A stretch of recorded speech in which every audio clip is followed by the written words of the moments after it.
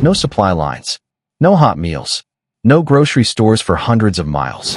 For soldiers fighting in the frozen forests of World War II, hunger wasn't just uncomfortable. It was life-threatening. Winter on the Eastern Front and in the Ardennes could drop to minus 30 degrees Celsius. In those conditions, the human body burns through calories at an extreme rate just trying to stay warm.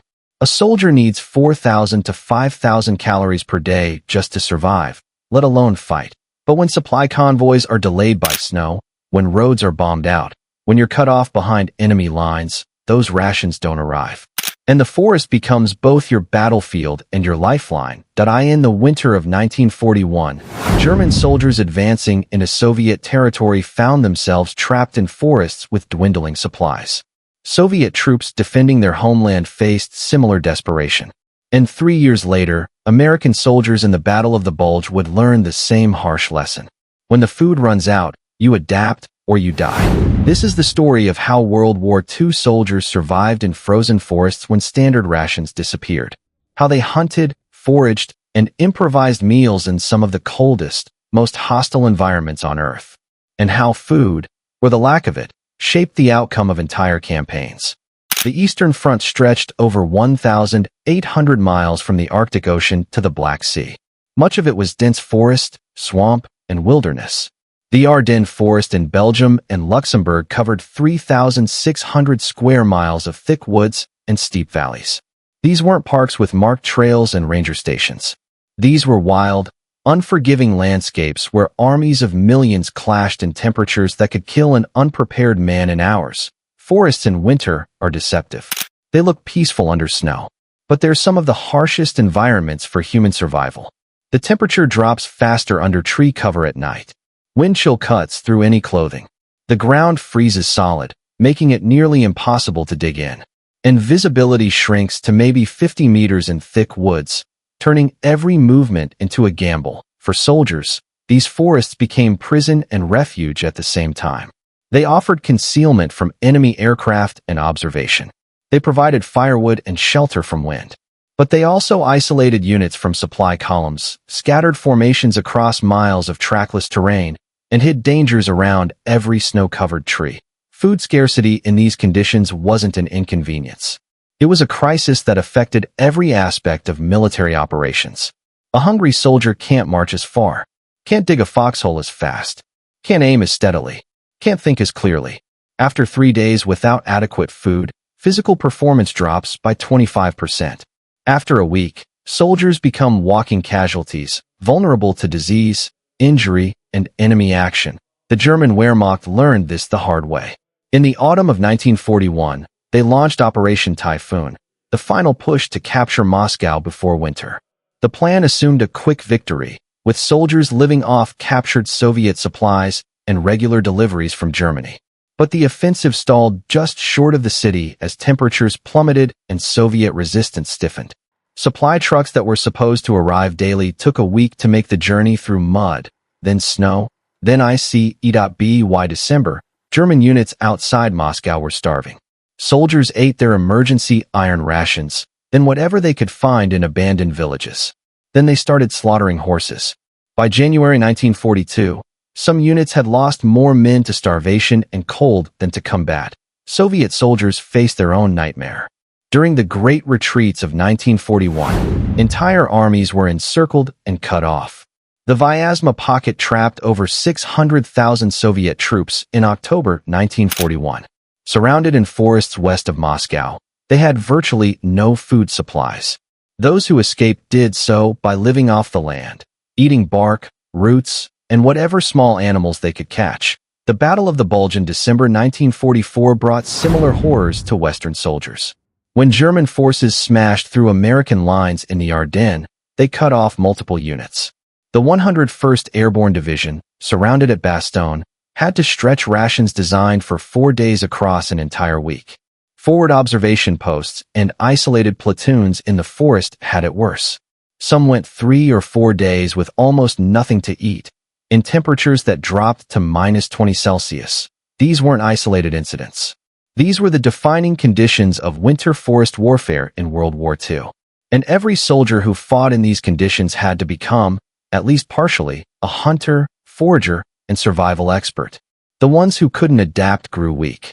The ones who did found ways to pull food from an environment that seemed determined to offer none.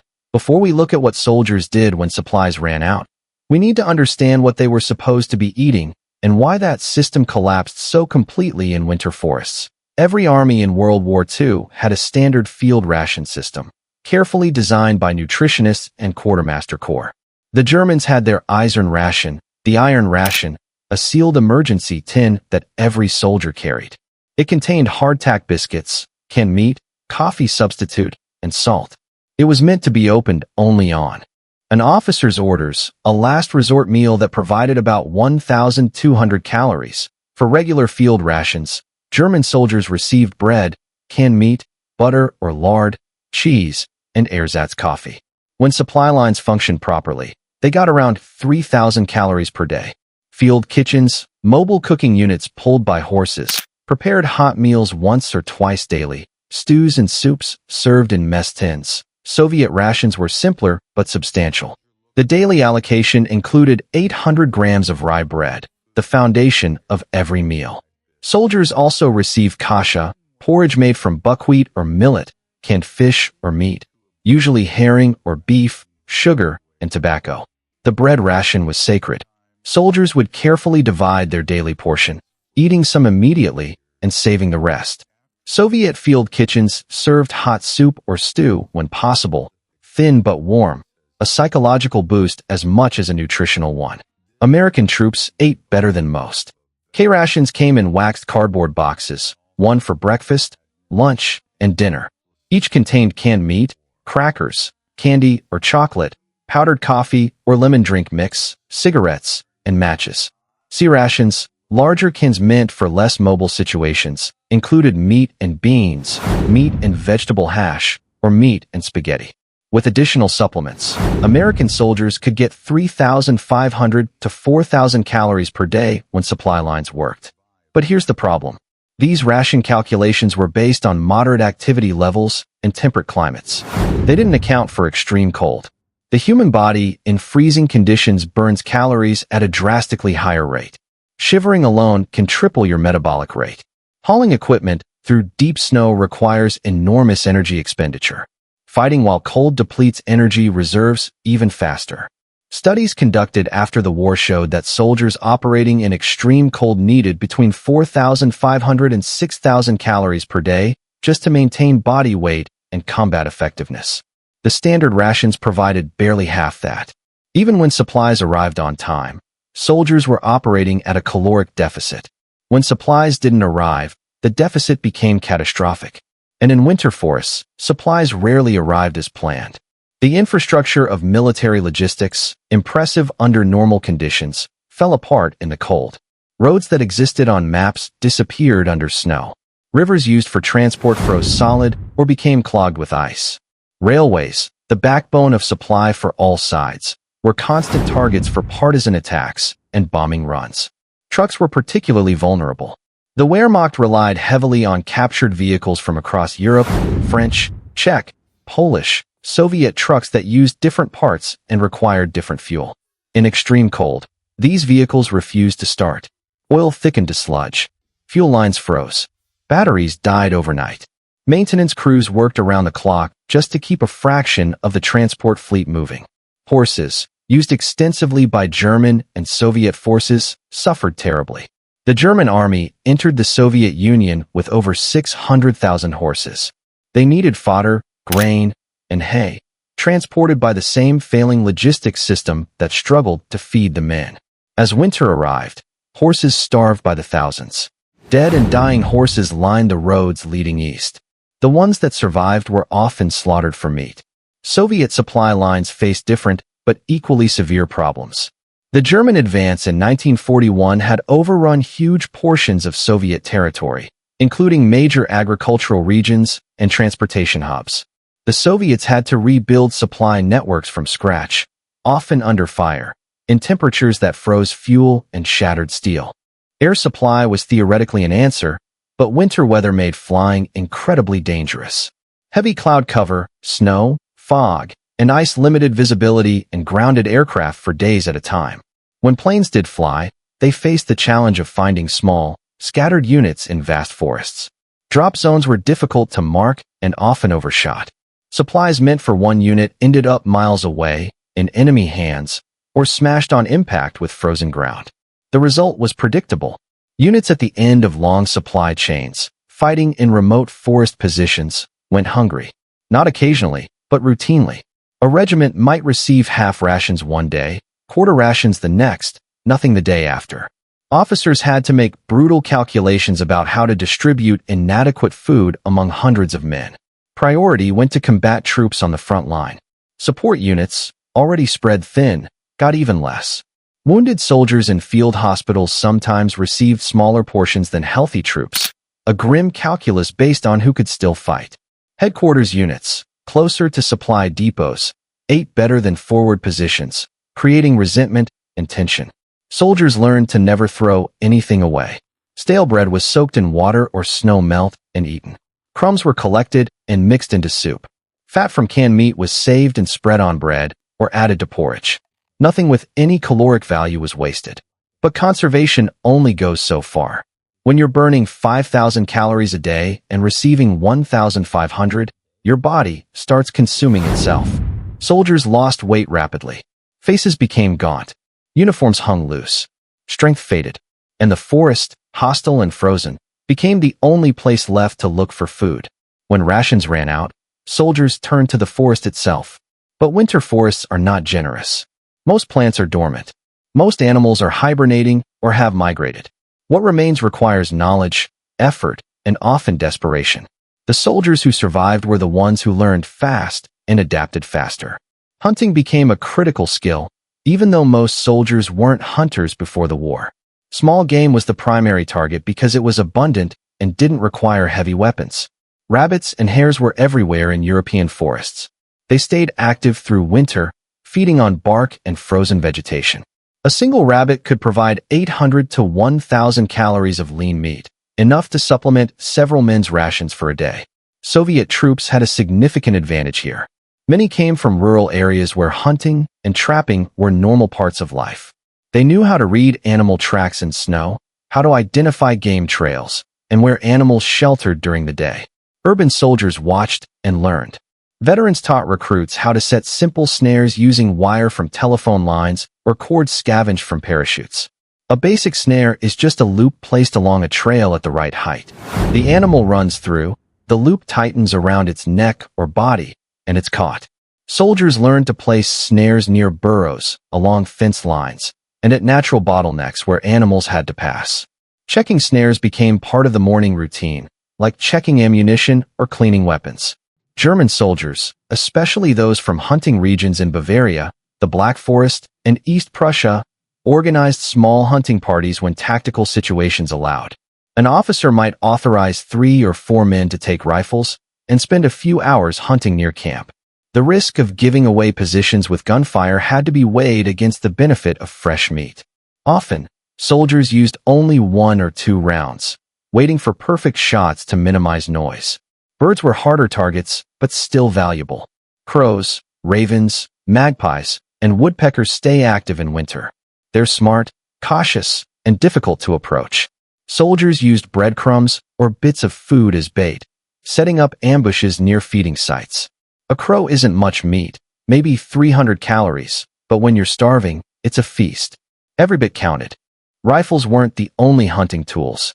Soldiers improvised weapons constantly. Slingshots made from rubber inner tubes and Y-shaped branches could take down birds and small animals at close range without the noise of gunfire. Thrown rocks, clubs, even entrenching tools became hunting implements when ammunition was too precious to spare. Trapping larger animals was riskier, but worth the effort. Deer existed in European forests, though they were wary and difficult to approach. Soldiers set up deadfall traps, heavy logs balanced to drop on an animal when it triggered a stick mechanism. These traps required time to build and bait, usually with salt or food scraps, and they only worked if the soldier knew deer paths and feeding areas. Wild boar were another target, dangerous but rewarding. A single boar could provide 50 to 100 pounds of meat, enough to feed an entire platoon. But boar are aggressive, especially when cornered. Hunting them required coordination, multiple shooters, and a willingness to take risks. Soviet partisans, operating behind German lines, became expert boar hunters out of necessity. They shared techniques with regular army units when the two groups cooperated. Foraging required different knowledge, the ability to recognize edible plants under winter conditions. This wasn't obvious to most soldiers. A frozen forest looks barren, nothing but snow and bare branches. But food exists if you know where to look. Pine and spruce trees provided the most accessible resource, the inner bark. Soldiers learned to strip bark from trees, peel away the rough outer layer, and scrape or chew the softer cambium layer underneath. It tastes terrible, bitter, and fibrous, like chewing woody celery. But it contains carbohydrates and some nutrients, enough to quiet the stomach and provide a small amount of energy. Soviet medical officers recognized the danger of scurvy early in the winter campaigns. Vitamin C deficiency causes bleeding gums, fatigue, and eventually death. To combat this, they encouraged soldiers to make pine needle tea. Fresh pine needles, boiled in water or melted snow, release vitamin C and other compounds. The tea tastes sharp and resinous, but it worked. Units that drank pine needle tea regularly had lower scurvy rates than those that didn't. Rosehips, the bright red or orange fruit of wild rose bushes, stay on the plant through winter. They're packed with vitamin C, more than citrus fruits. Frozen but still edible, soldiers gathered them whenever they found wild roses near forest edges or abandoned gardens. You could eat them raw, though they're tart and full of seeds, or boil them into a mash that mixed with porridge or bread. Some soldiers dug through snow to find frozen berries, lingonberries, cranberries, and blueberries that clung to low bushes. These berries freeze solid but don't rot. Thawed over a fire, they became a rare sweet addition to otherwise monotonous meals. Root vegetables from abandoned farms were treasure. Turnips, beets, potatoes, and carrots left in the ground could survive freezing if buried deep enough. Soldiers learned to recognize vegetable gardens by their layout and the remnants of fencing. Digging through frozen soil was brutal work, swinging picks and shovels until your arms ached. But finding a cache of potatoes could mean the difference between hunger and fullness for days. Scavenging from abandoned structures became standard practice. Villages evacuated or destroyed in combat often contained hidden food. Soldiers searched systematically, checking cellars, root cellars, attics, and barns. Preserved foods were the most valuable: jars of pickled vegetables, smoked or salted meat, sacks of grain or flour. These supplies were often deliberately hidden by civilians fleeing the combat zone, buried under floorboards or walled up in chimneys. Livestock represented a massive caloric windfall. When advancing armies found farms with animals, those animals were immediately requisitioned. Cows, pigs, chickens, goats, anything that could be slaughtered became military provisions. The German advance into the Soviet Union relied heavily on seizing livestock from collective farms. Soviet forces retreating eastward drove herds with them as long as possible, slaughtering animals only when they couldn't move them further. Horses occupied a complicated category. They were transportation, artillery haulers, and pack animals. But when they died or became too weak to work, they became food. German forces on the Eastern Front lost thousands of horses to starvation, disease, and cold. When a horse died, the carcass was quickly butchered. The meat was distributed to nearby units. The fat was rendered for cooking. The bones were boiled for hours to extract every bit of marrow and make broth. Nothing was wasted. Cooking in combat conditions presented its own challenges. Fire means survival in winter, for warmth and for cooking. But fire also means smoke and light, both visible to the enemy. Artillery observers specifically watched for smoke signatures to identify troop positions. A cooking fire could draw mortar or artillery fire within minutes. Soldiers developed techniques to minimize detection. Small fires built in deep holes or behind earthworks kept flames below ground level. Dry wood, harder to find but worth the search, produced much less smoke than green or wet wood. Timing mattered too. Cooking at dawn or dusk made smoke harder to spot against the changing light. Some units only cooked during active combat, when the noise and chaos masked their activity. Helmets became improvised cooking vessels out of necessity. A steel helmet could be filled with snow, pieces of meat, roots, or grain, and heated over a small fire. It's not efficient, heat distributes unevenly, and food often burned. But it worked when you had no pot or pan. Soldiers learned to scrape the burnt residue off carefully, not wanting to lose even a few calories stuck to the metal. Mess tins, standard equipment for every soldier, were used constantly. They functioned as plates, bowls, cups, and cooking pots. Soldiers guarded their mess tins carefully because losing one meant eating from your hands or sharing with someone else, neither appealing when food was already scarce. Group cooking was more efficient than individual efforts. A squad or platoon would pool resources, combining whatever food they'd found or been issued. One man's handful of grain, another's rabbit, a third's turnips and pine bark all went into a communal pot. The resulting stew was thin and unappetizing by civilian standards, but it was hot, it was food, and it was shared equally among men who depended on each other for survival. The impact of hunger on World War II winter campaigns cannot be overstated. Malnutrition weakened soldiers' immune systems, making frostbite more severe and infections more deadly.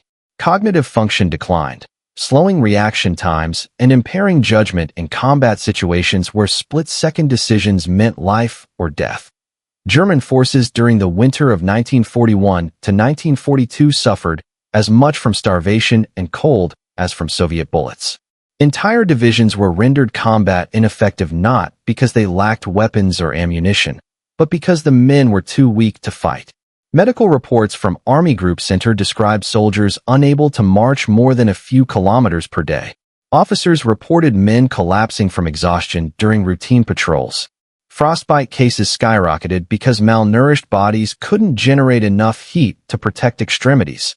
The strategic consequences were immediate and severe. The German offensive toward Moscow, which came within 20 kilometers of the city limits, stalled partly due to Soviet resistance, but also because German troops were literally starving. Units that should have been pressing the attack were instead searching for food. Combat strength, measured not just in numbers, but in physical capability, dropped by 30 to 40% in some formations. Soviet soldiers defending their homeland faced conditions that were somehow even worse. The Siege of Leningrad, which lasted 872 days from 1941 to 1944, became history's most horrific example of urban starvation. But soldiers on the front lines outside the city endured similar deprivation. Rations dropped to 400 grams of bread per day, then 300, then less.